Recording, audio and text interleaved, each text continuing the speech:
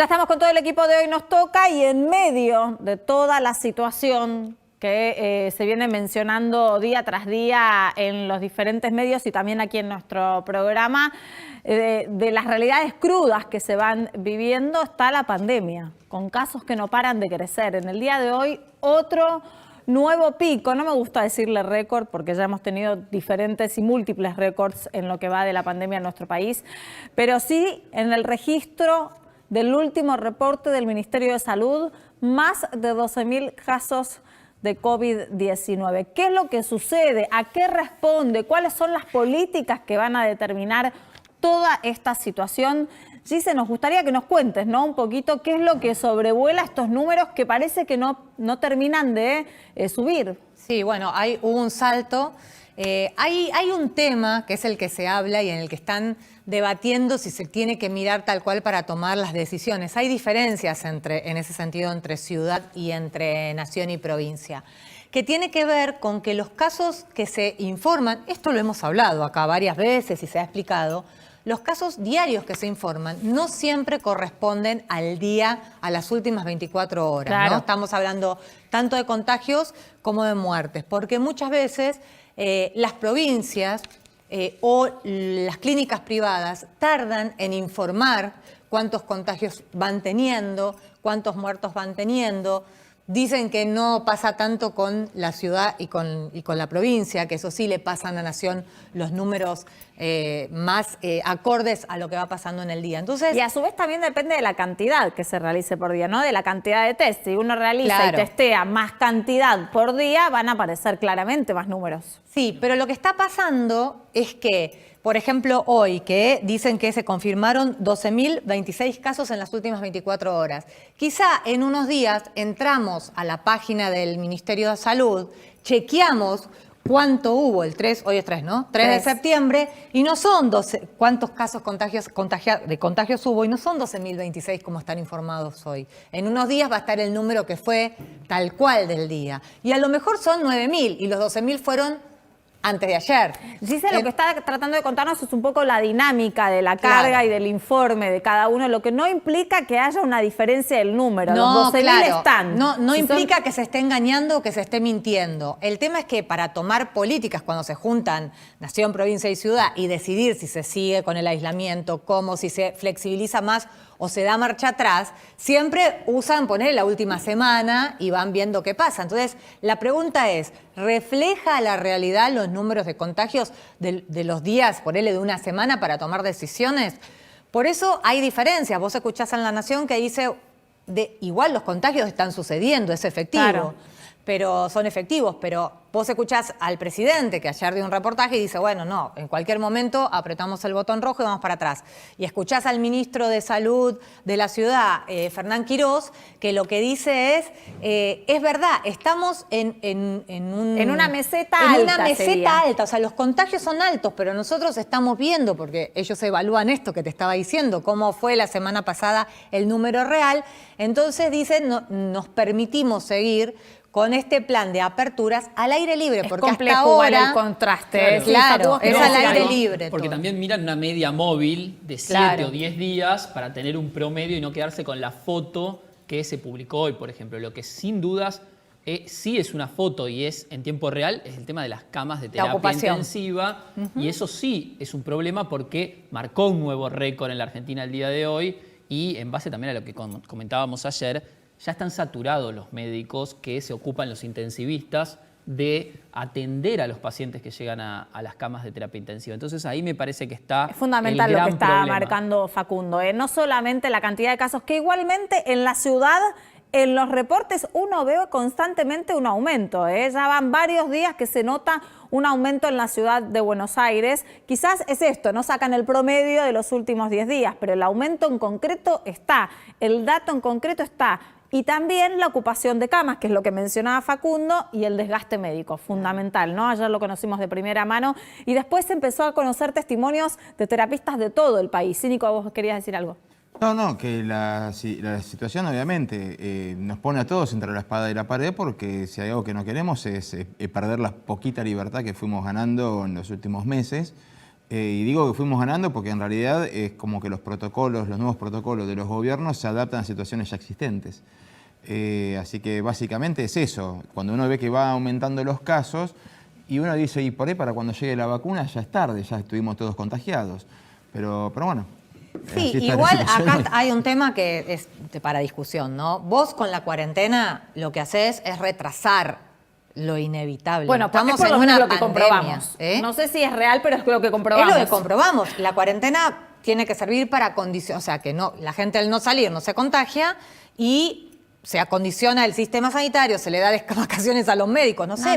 Tenés la otra pata económica que eso se comprobó porque al principio era en abril, después en junio, después... Pero ponele que ahora damos marcha para atrás con todo. Y después eso, entonces en diciembre van a estar los contagios que no se hicieron ahora. No es que la cuarentena es la solución y evita los contagios, retrasa los contagios. Me da la sensación igualmente que la sociedad en algún punto en esta nueva normalidad también se tiene que plantear algo que yo vengo repitiendo mucho, esta gimnasia que se da en todos los países de Europa. España hizo una retracción de actividades y de restricciones más de 2 o 3 veces en los últimos tiempos. ¿Por qué? Porque justamente ahí hay que ir midiendo las camas de terapia intensiva, la saturación médica en algún punto e ir viendo cuál es el margen también que tenés. Porque la ciudad de Buenos Aires parece en algún punto que sigue con su planificación de apertura. Quizás un poco más postergada de los tiempos que tenían inicialmente, pero en algún punto sigue. Yo me planteo, y les planteo a ustedes, el punto de vista. ¿Sigue por una política establecida o sigue porque se dieron cuenta que esto no es flexibilizar, sino transparentar lo que se daba de hecho? Claro. Sí, pero vos fíjate que sigue con las aperturas que ya se daba, pero en todo lo que tiene que ver con espacio al aire libre. Vos hasta ahora no tenés ninguna flexibilización que tiene que ver con espacios cerrados. Y yo creo que... Bueno, las peluquerías. Bueno, pero como los supermercados desde el principio, claro, con protocolo, pero quiero decir reuniones, ¿no? Reuniones, ponerle... O la vuelta a clase. Que implique, claro, que implique mucha gente, como restaurantes o reuniones sociales adentro de un lugar. Eso todavía no está autorizado. Eso es muy interesante también. Hoy escuchaba a Ernestina Pais, que es muy conocida, pero además ella hace 22 años que tiene un local gastronómico. Lo que decía es, también si se restringe aún más el acceso a la gastronomía igualmente va a empezar a funcionar, aunque sea a puerta cerrada y en negro. De forma clandestina, porque va a haber alguien que quiera hacer algún tipo de reunión, hacemos como que estamos entrando y se empieza a dar de forma clandestina, porque tiene que sobrevivir el del local gastronómico, que ya no da más de tantas deudas, y porque hay gente que hace lo que quiere, ¿sí, Nico? No, que ya ocurre y está lleno de pruebas por cualquier red social que alguno haya paseado. Vos contabas el caso de este bar que vos conocés, que había contratado ya mozos, ¿no? Y ahora... Eso es distinto. Los bares que fueron habilitados esta semana para trabajar al aire libre ya contrataron los mozos y les tocó una semana de lluvia. Pobre gente también, no embocan una, ¿no? Bien. Bueno, entre todos los temas, también los datos económicos que siguen saliendo, no muy alentadores, Facu. Exactamente. Dame 2 datos. Se conocieron los números de julio, tanto de construcción como industria, y los dos fueron obviamente a la baja de forma interanual. En el caso de la construcción se da algo particular, que si bien cayó un 12,9%, si uno mira cómo evolucionó los distintos índices que componen esa variable, se nota cómo la construcción domiciliaria, la construcción pequeña del hogar, refacciones, ampliaciones, crece porque crece, por ejemplo, la venta de ladrillos, crece la venta de sanitarios y crece la venta de pinturas, pero por el contrario, todo lo que tiene que ver con la obra pública se sigue desplomando de forma interanual a tasas del 60%, que tiene que ver principalmente con el asfalto y todo lo que es el hormigón elaborado, que es básicamente calles, por ejemplo. Todo eso sigue en caída libre porque evidentemente no hay recursos puestos todavía en la obra pública. Son datos igualmente del mes de julio. Y otro de los temas que es el que comentábamos en la venta, ¿no? La toma de terrenos. En la toma de terrenos hay múltiples cuestiones. Por supuesto, como aquí en la Argentina y como en todas partes del mundo, siempre hay personas que se aprovechan de esa necesidad. Pero la necesidad existe. Hay un montón de personas que no tienen a dónde ir o a dónde vivir con sus niños, por ejemplo, o que en algún punto habían planeado algún tipo de movilidad en el país y realmente no la pudieron hacer por la cuarentena. Las historias son miles. Lo concreto es que también para solucionar ese tema hay que abordarlo de una forma general porque si no se incurre en un delito. La ley, Nicolás, dice que ocupar una tierra que no es tuya es un delito. Es un delito, es el robo de una propiedad inmueble, básicamente. O sea, uno puede robar algo mueble, algo que se puede mover, algo que se puede sustraer, y el robo de una propiedad inmueble que no se puede mover es lo que llamamos usurpación. Esto es un tema y cuando hablamos de prevención, esto puedo hablar con todo lo que me compete a mí por mi historia. O sea, cualquiera puede ir a chequear que yo me crié en la torre 17 del barrio Copero del Fonavi y después me crié en la torre 11B, sexto F del barrio Zamoré, también del Fonavi. O sea, eran soluciones habitacionales para familias como la mía que no podía pagar un departamento, ¿sí? Esas soluciones habitacionales hoy quedaron muy reducidas. El IBC no funciona, no da abasto. En Guernica llegaron, la toma más masiva, tomaron 100 hectáreas. Para que se den una idea, es mayor el tamaño de la toma que el partido de Hurlingham. Claro. Todo el partido de Tremendo, Hurlingham impresionante. entra dentro de la toma, todo el partido de Hurlingham. Y esas, o sea, en la Argentina no quedan terrenos que no tengan dueño. El dueño o es el Estado o es un particular. Y cuando se le usurpa al Estado, también se le está usurpando a alguien, porque el Estado es un ente jurídico, es una persona jurídica, ¿sí? Entonces, hay un montón de preguntas que surgen y uno dice, bueno, sí, es verdad, hay gente que no tiene dónde vivir. Y bueno, es un problema que se tendría que haber abordado hace mucho tiempo. Del mismo modo que cuando una persona se queda sin trabajo durante mucho tiempo y vos no vas a justificar que salga a robar porque está robando, ¿sí? O vamos al ejemplo básico. Yo este mes tengo que elegir entre pagar el aumento de las expensas porque me cerró el comercio de abajo, no soy una expensa de todos, o la tarjeta. ¿Y cuál es la solución? Si me ejecutan, ¿qué hago? Y no, en mi cultura no está salir a usurpar. Hablo por mí, calculo que hablo por unos cuantos. La usurpación no es la solución. Atrás de estas usurpaciones hay un montón de movimientos, hay un montón de movimientos políticos, hay audios que nos han llegado que dan vergüenza de personas que consultan a abogados de la Asociación Gremial de Abogados, que es un grupo de abogados que se dedica a asesorar a personas para el delito. Entonces, ahí es cuando uno se pregunta, dice, ¿cómo es que estas personas tienen matrículas? ¿En qué país vivimos? ¿Cómo un abogado que asesora para cometer un delito? O sea, en su mente dice, no, yo estoy asesorando por cuestiones sociales. Las cuestiones sociales las tiene que abordar el ministerio que corresponde. Y si no las aborda, se realizarán los reclamos que correspondan. Pero un abogado está para hacer cumplir la ley también. Claro. No para asesorar a alguien a cometer un delito. Hay muchos puntos, la verdad, que se desprenden de esta situación que hoy en día aparece en boca de todos, que es la toma de terrenos con una amplitud también de abordaje, ¿no? Un poco el cumplimiento de la ley, otro poco la propia necesidad y gente que genuinamente no tiene dónde ir y también están quienes se aprovechan de eso. Vamos a analizar todo esto con Juan Carlos Alderete. Él, si bien ahora es diputado nacional por el Frente de Todos, lo conocemos desde hace muchísimos años como coordinador nacional de la corriente clasista y combativa y siempre ha estado cerca de la clase más vulnerable, ¿no? En algún punto. Alderete, buenas noches, gracias por atendernos. Buenas noches, ¿cómo le va? Bueno, en primer lugar, quiero decir que el déficit habitacional es un gravísimo problema social. Nosotros lo venimos planteando desde hace muchos años. La necesidad de combatir la crisis habitacional, tiene que haber una política de integración también hacia el acceso a la vivienda. Es decir, en nuestro país, ante la falta de oportunidades, muchas personas se ven empujadas a tomar tierra para mejorar su situación. Eso ha sido la historia en los últimos 35 años en la mayoría de los barrios populares en la Argentina. Incluso ha sido mi propia historia.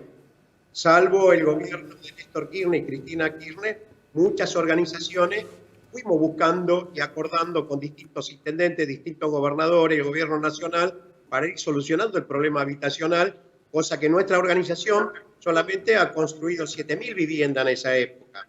Justamente para evitar esta toma de tierra que está bien, ¿no?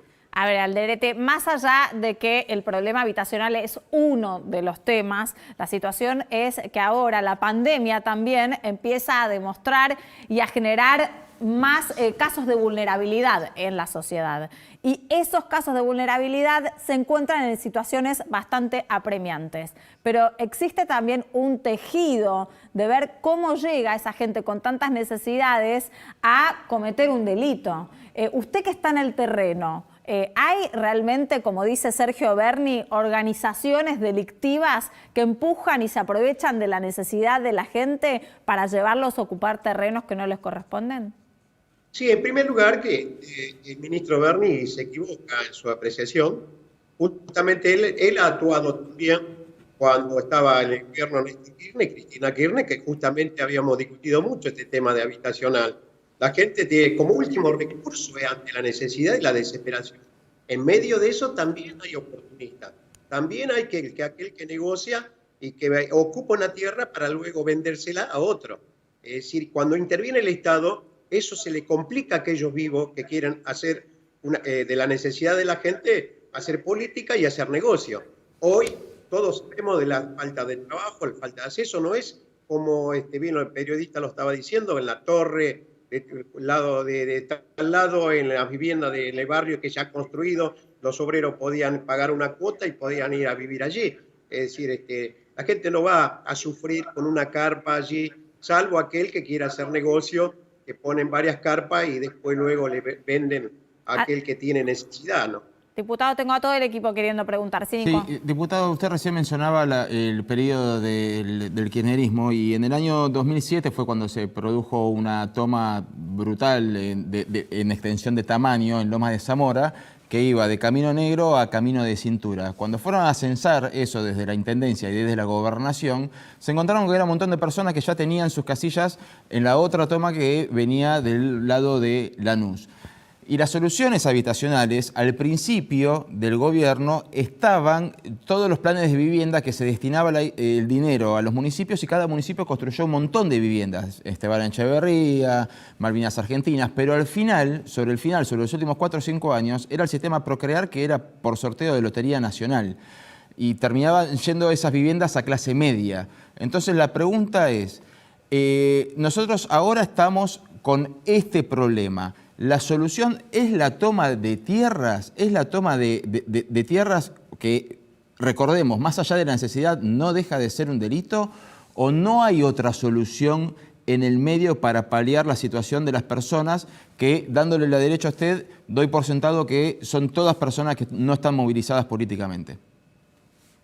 No, eso tiene que intervenir el Estado, provincial, municipal, nacional. ¿Cómo? En esos casos. En forma inmediata porque no es que van todos de golpe a ocupar un campo. Pero, van de a poco. Pero ¿qué puede hacer el Estado si hay un déficit habitacional? ¿Dónde las meten esas personas? Intervenir y censar también a esa gente. Nosotros en esto que hemos construido durante varios años, en muchas provincias de nuestro país, por ejemplo, lo que no hemos logrado, es que no le permitían legalmente, que firmaran también aquellos que pagaban una cuota al Estado, la compra de su terreno, que firmaran también que eso sea bien de familia. Pero estos terrenos tienen dueño.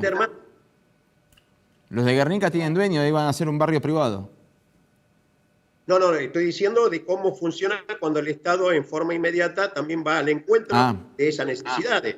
Es decir, tiene que haber, figuran Secretaría de Tierra en todo el país, en todos los municipios. La Secretaría de Tierra tiene que, porque también en algunos momentos hemos planteado nosotros que tendría que haber un banco de tierra también para ir al encuentro de la solución de este problema.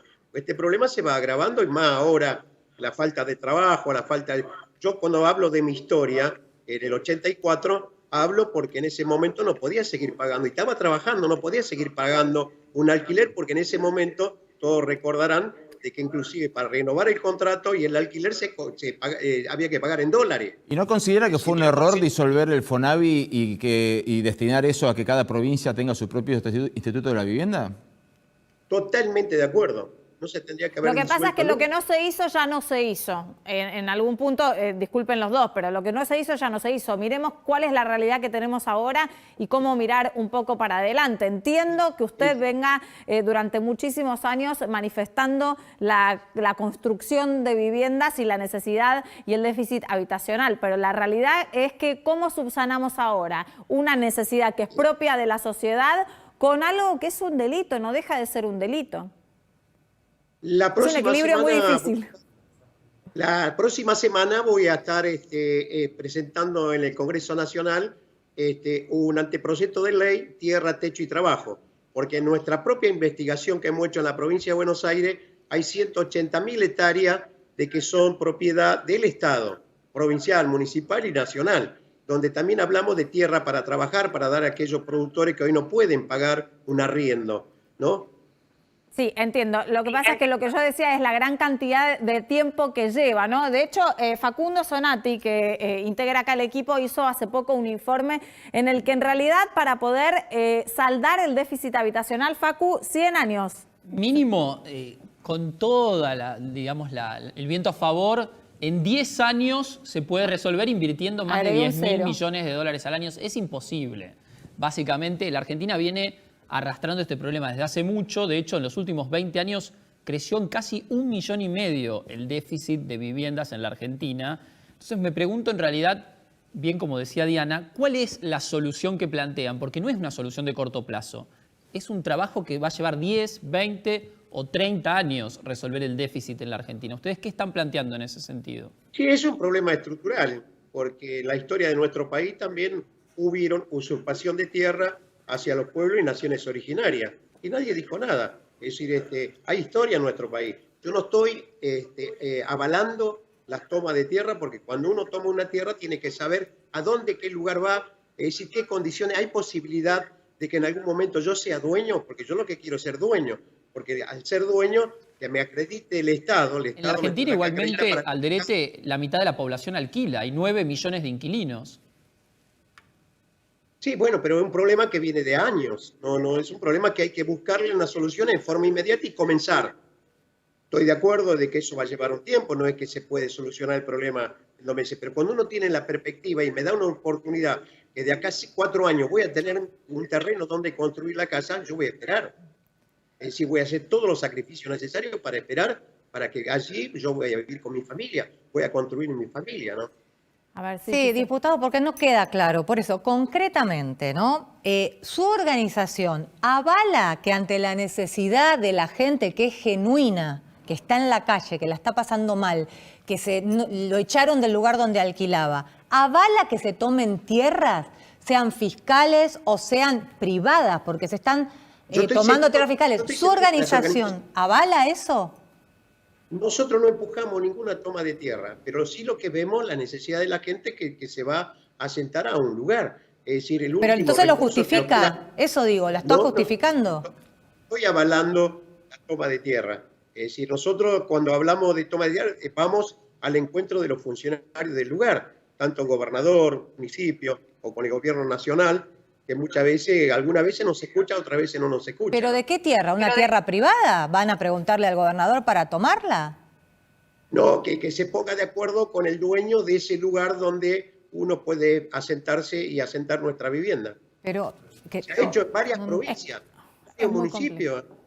La Cámpora está acusando el movimiento Evita. Muchos intendentes de la Cámpora han hablado y hay una interna ahí. ¿El movimiento Evita, usted tiene conocimiento de que esté fogoneando estas tomas? Yo estoy seguro que ninguna organización seria está empujando ninguna toma.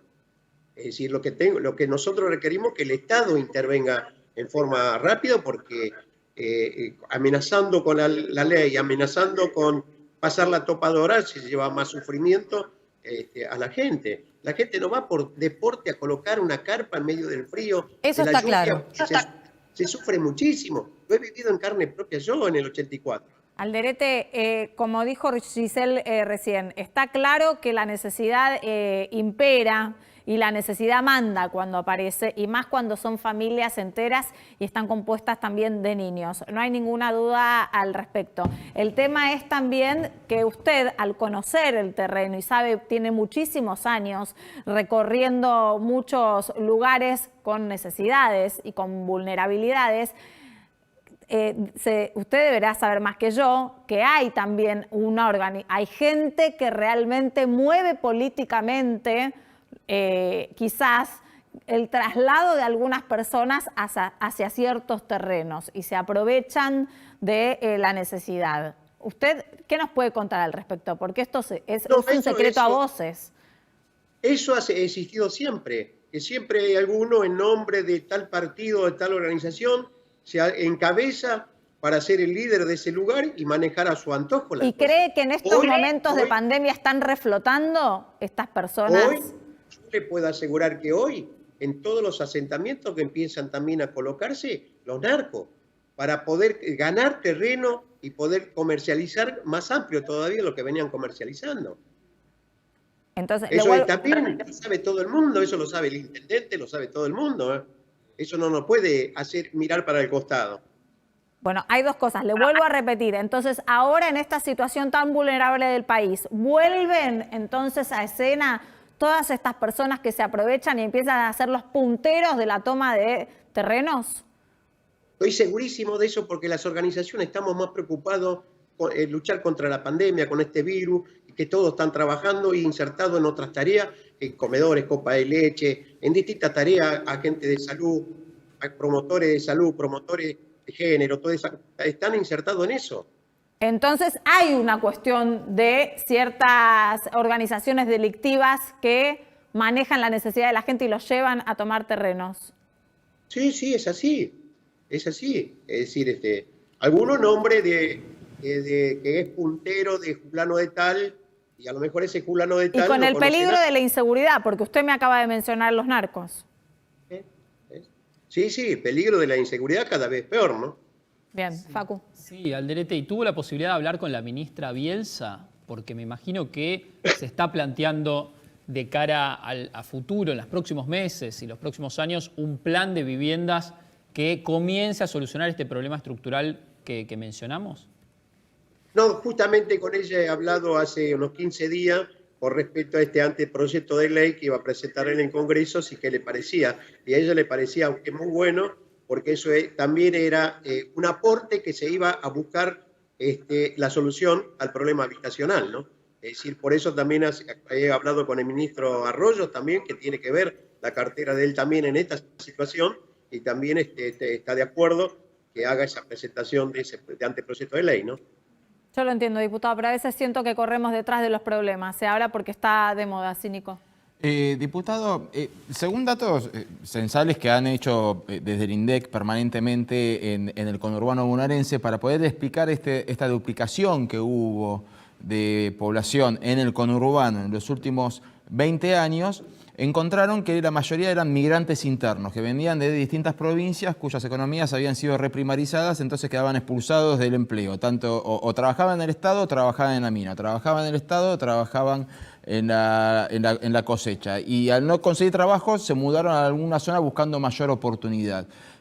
¿Hay alguna posibilidad, alguna ley, algún proyecto, algo que se esté barajando para articular con las provincias para generar empleo genuino y que la gente no tenga que dejar su lugar de origen para terminar viviendo de forma precaria en el conurbano bonaerense?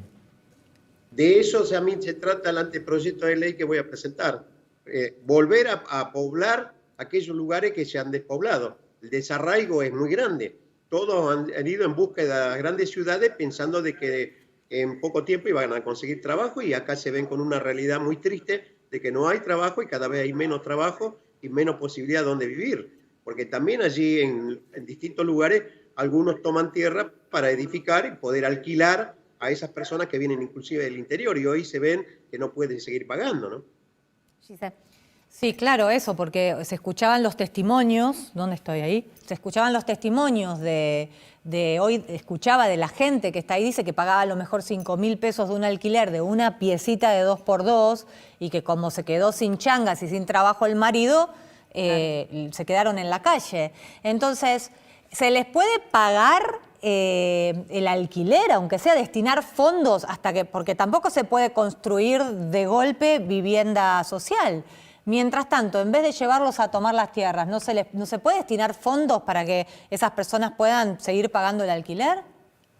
Bueno, justamente nosotros venimos reclamando al Estado que el Estado tiene que intervenir. Al intervenir el Estado, es decir, pues si no aparece algún vivo también de que le saca dinero a la gente. No solo para vender el terreno, sino también para otras cuestiones de que inclusive algunos lugares están sucediendo en este momento, de que sacan a la gente que ha pagado para ir a sentarse allí y meten a otra familia. Y resulta que ese terreno, el vivo ha vendido 3, 4 veces el terreno a gente que necesita, pero que no se anima a ir a tomar, sino que dejaron que vayan a tomar otro para después sentarse, ¿no? Diputado, hubo múltiples declaraciones, ¿no? Del presidente, de la ministra Sabina Frederick, también del propio gobernador Axel Kicillof, de las autoridades de la ciudad al respecto. Algunos dicen que es una cuestión de seguridad, otros dicen que es una cuestión de justicia, otros hablan solamente del déficit habitacional. ¿Cuál es su mirada al respecto? ¿Cómo se resuelve y cómo se analiza la toma de terrenos en la Argentina? Y realmente tiene que haber una respuesta del Estado. Insisto yo con esto porque si no es que la justicia tiene que intervenir, si no tiene que intervenir la seguridad, si no tiene que intervenir, pero el Estado tendría que estar presente allí para justamente poder... ¿No llega tarde el Estado, Alderete? Y sí, bueno, porque lógicamente nosotros le he dicho claramente a la entrada de que nosotros venimos reclamando hace muchos años, las organizaciones venimos reclamando hace muchos años, porque no solo mi organización, sino que otras organizaciones también, como el Movimiento Evita, claro, Barrio de Pie, también la Iglesia Católica, que ha construido vivienda y ha buscado solución habitacional. Diputado, gracias por atendernos. Que tenga usted buenas noches. No, al contrario, muchísimas gracias a ustedes y muy buena noche, a cuidarse. La necesidad de un Estado que pueda actuar ante las circunstancias. Llevan años reclamando, por lo que dice Alderete, desde la corriente clasista y combativa que él preside. En el tema habitacional, ahora lo estamos viendo en las imágenes, familias con chicos que no tienen dónde vivir, que pasan temporales en la calle y que muchas veces algunos se aprovechan de ellos y los llevan a tomas de terreno mientras las organizaciones sociales están con sus propias personas tratando de combatir la pandemia. ¿Cómo aparece constantemente el aprovechamiento de algunos pocos? Pero el tema acá también es que hay muchos menores que se encuentran empujados a la calle o a lugares donde realmente allí no llega ni siquiera la educación, porque también ahí es otro problema, ¿no? La cantidad de niños que no tienen acceso al colegio o que quizás no lo tuvieron o no lo tienen hace muchos años. Después del corte vamos a analizar todo esto.